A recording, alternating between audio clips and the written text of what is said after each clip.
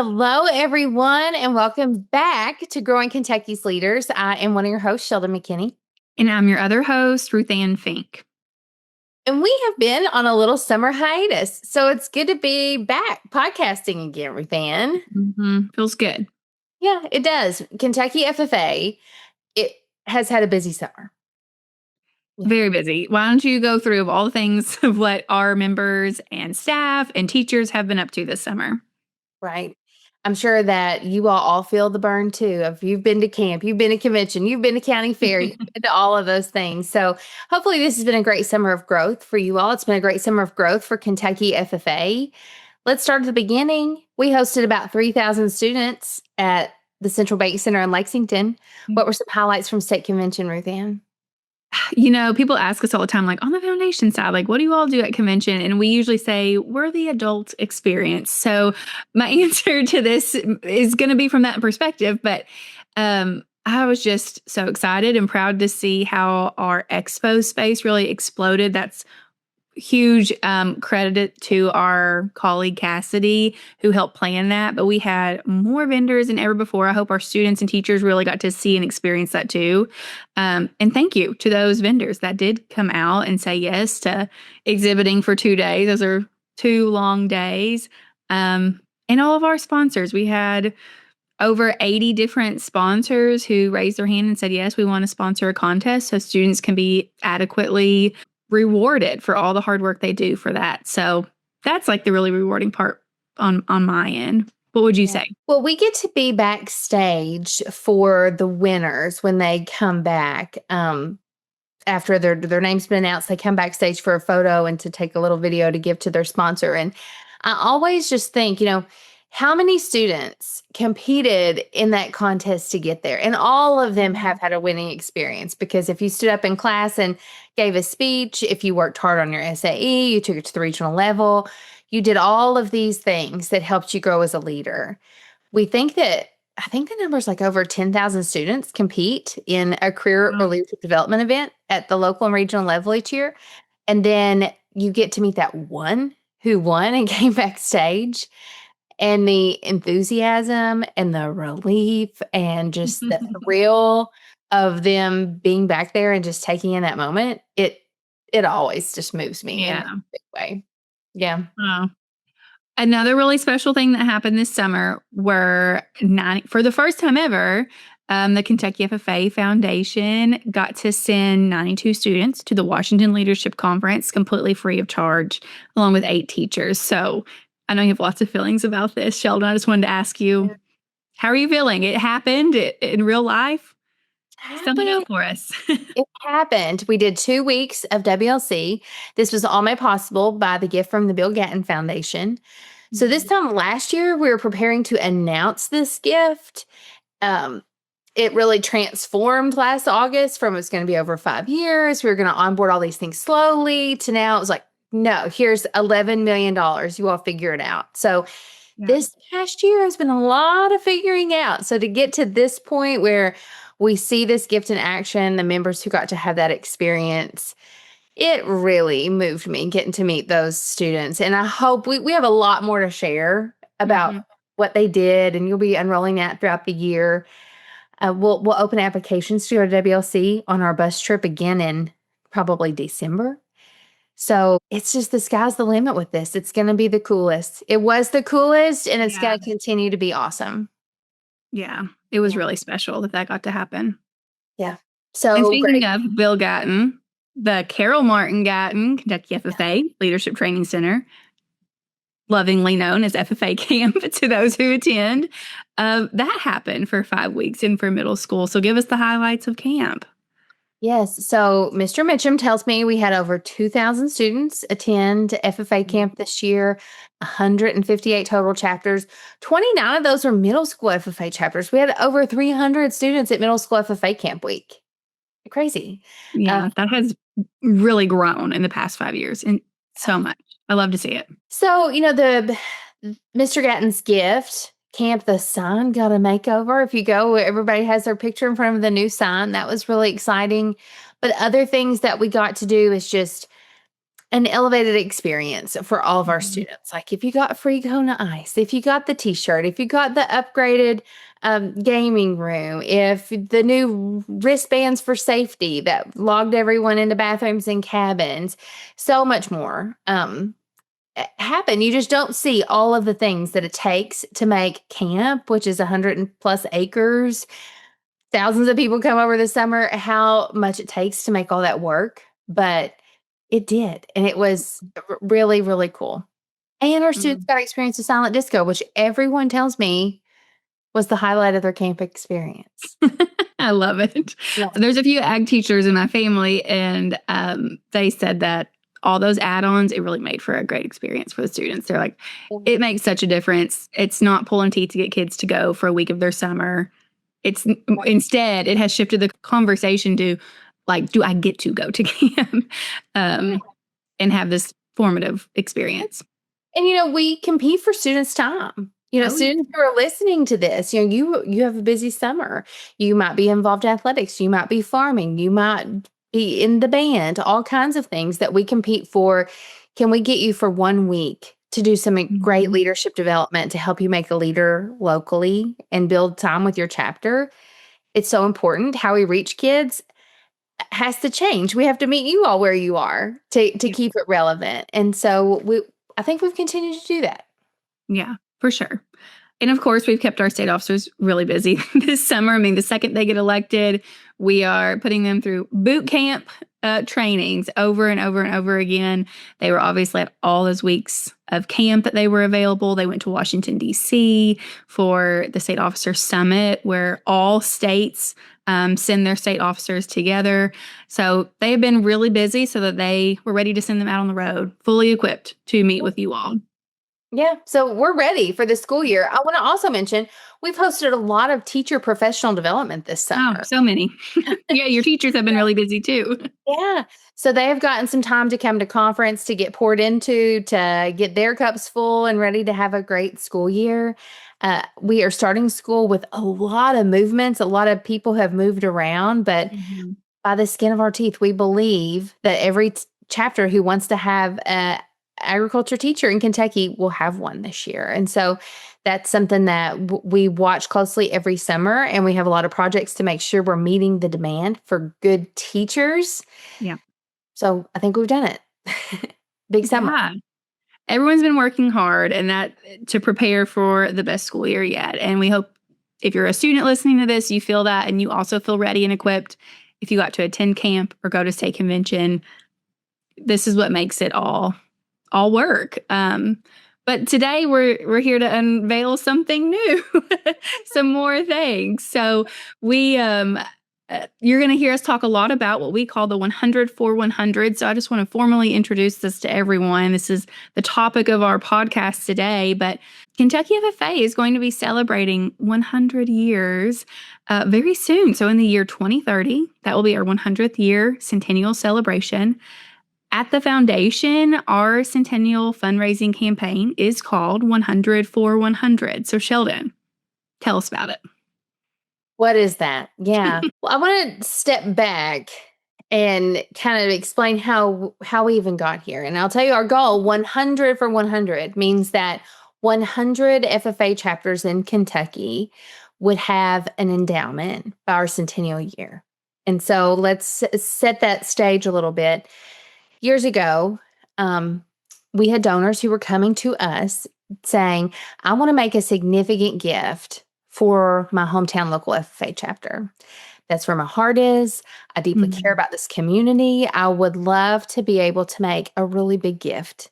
But they were finding a lot of challenges to giving to a school system. And you could go down the list: changing administration, changing political climates, changing policy about the school finances. Schools don't have the ability to really make an investment account. It would have to all be spent at one time. It's just a lot of things. But the donors desired to make that local impact. And they came to us and said, can you help us? Because we want to make a gift, but we want it to be invested responsibly and sustainable for a long time, not just all spent in one time.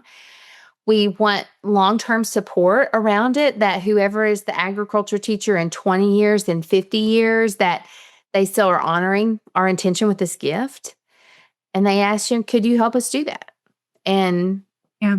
our board really came together and went, can we? And the answer is, yeah, we can. We Mhm. can. And that became our Forever Blue Endowment Program. And so we started managing gifts that people made to the Kentucky FFA Foundation. We would invest them and earmark a 5% annual spend from that fund back to the local FFA chapter. So that's what an endowment is. It's when someone makes a gift, we'll use $10,000 for easy math. We would invest that with the intention that it's going to grow over time. And then each year we would take a 5% spend. So $10,000 would be $500 annually and in perpetuity. So for many years, but we hope that that 10,000, even though we're taking 5% each year, would still be growing. And so the gift would grow over time. So we started doing this. And it really just happened organically for a long time. Yeah. So the Forever Blue Endowment Program is not new. I just want our listeners to know, like you said, it's been around for a few years. This has existed. It has really exploded recently with this, us being vocal about this campaign. But tell us more about the progression of when the Forever Blue Endowment Program began, when that donor came to you, to where it is now. What has that progress looked like? It's been huge and organic. And it's hard to, when you talk about fundraising to people, this has truly happened on its own because it's donor driven and it's a lot of support's made it happen, of course, but this is what people want to give this way and we want to help it be possible. So I would think 2019 was probably our first Forever Blue endowment that went to a local FFA chapter. And the first three I can really think we added on was from Western Hills, Franklin County, from a gentleman named Keelan and Diana Pulliam. Nick Carter funded his hometown of Lincoln County. And then we had Mr. Arthur Green, who is a retired agriculture teacher from Todd County Central High School. And they all three established endowments. They had been board members of the foundation talking through this. And they made endowed gifts to get it started. So we started sharing that they had made these gifts, and then other people started calling. Say, you can do this? I want to be a part of it. We got to work through several community kind of based fundraising. I think about Lyon County, Christian County, where we had a group of donors who were alumni of those programs. And they said, hey, I've called my officer team and we're each going to give $5,000. And then we're each going to call 5 other friends. And we have gotten to be a part of watching that community giving grow to Lyon County has over 200,000 investment. Christian County has well over 100,000. It has just been organic. It's been word of mouth and donor driven. Why do you think that is? Why do you think this community investment type of fundraising snowballs so quickly and has such great impact? Well, you learn as a freshman in agriculture class, learning about FFA history, the heart of the FFA is the local chapter. All people's FFA experiences started in a intro to ag classroom. That's where it started. And they all have an affinity to that community who raised them. They have an affinity to the agriculture teacher who supported them and led them. And they want to give back. And it's beautiful. It's incredible to be a part of. And so we are just a conduit for this happening. So it's grown. In November, we had a board retreat. November 2025, we had a board retreat where we kind of spend the day going like, here's where we are. Where are we going? That time is so valuable to spend together. And this year, when we were like, here's where we are, we were in a brand new place because of Mr. Brogan. Truly. Our foundation was in a new space that we have to learn to navigate. And when you go like, well, what's next? Our board, we kind of thought like, are people going to still give to us? Are people going to still support Kentucky FFA? Or they're like, y'all are good. That really was our concern.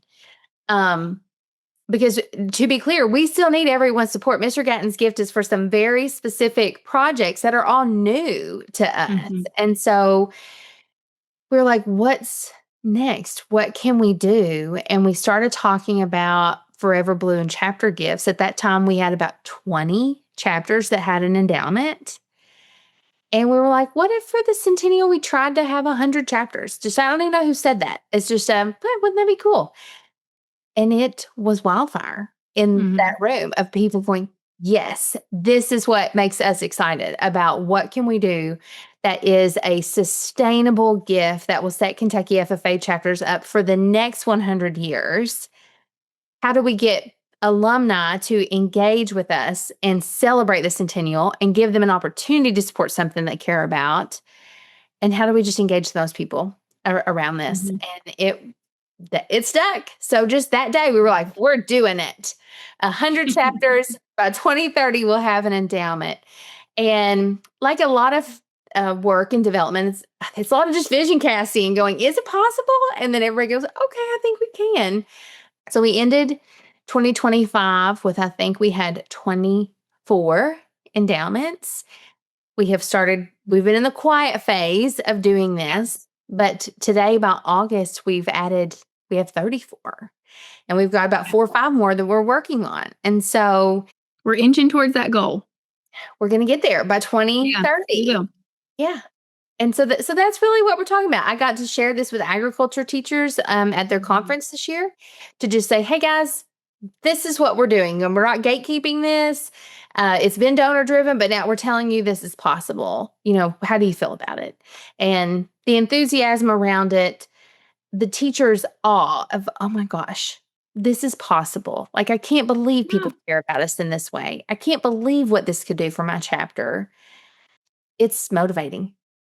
It really is. Just being in the room and watching teacher reactions of realizing how the reality that this can happen for their local chapter when they spend so much time and effort selling T-shirts, going to county fairs, setting up booths. It's a lot of work to fundraise for a teacher. And so when they hear $10,000, it's like, oh my word, like that feels so unattainable. Then, when you break it down and say, who are 10 individuals in your community that could give $1,000 to get this started? Almost everyone in that room is raising their hand saying, yeah, we've got that. We can do that. So fast forward, it's 2030. We have 100 plus chapters with local endowment. Sheldon, what does that mean for Kentucky FFA? I hope, money is just a tool. It's just a tool that can help accomplish goals and vision, and it can open doors. That's what money can do. And so what we hope that this does is it becomes a tool that FFA chapters in Kentucky get to use for 100 plus years, that they can weather economic storms, that they can weather downturns in the economy, that they can have an open door of opportunity at the local level forever. To be able to say, you can't afford a jacket? We got you. You can't afford to go out to national convention, but you've earned the way? We've got you. We want that to be possible at every FFA chapter in Kentucky. And I deeply believe that. I have seen what it can do. I know the impact that this has. When we talk about things that make the difference, FFA makes a difference in people's lives. It's why people give back. And, we have this honor of getting to work with donors who are reflecting on their life and going, what moved the needle for me? And the common thread is that so many say, I would not have left my driveway if it had not been for my FFA experience. Yeah, it's so true. So this has been casting that vision of what's possible for these long-term gifts for communities, for chapters, and then asking people to really think, who are people from your community, from your chapter, who've had a successful life, and they can go, FFA was a reason for that.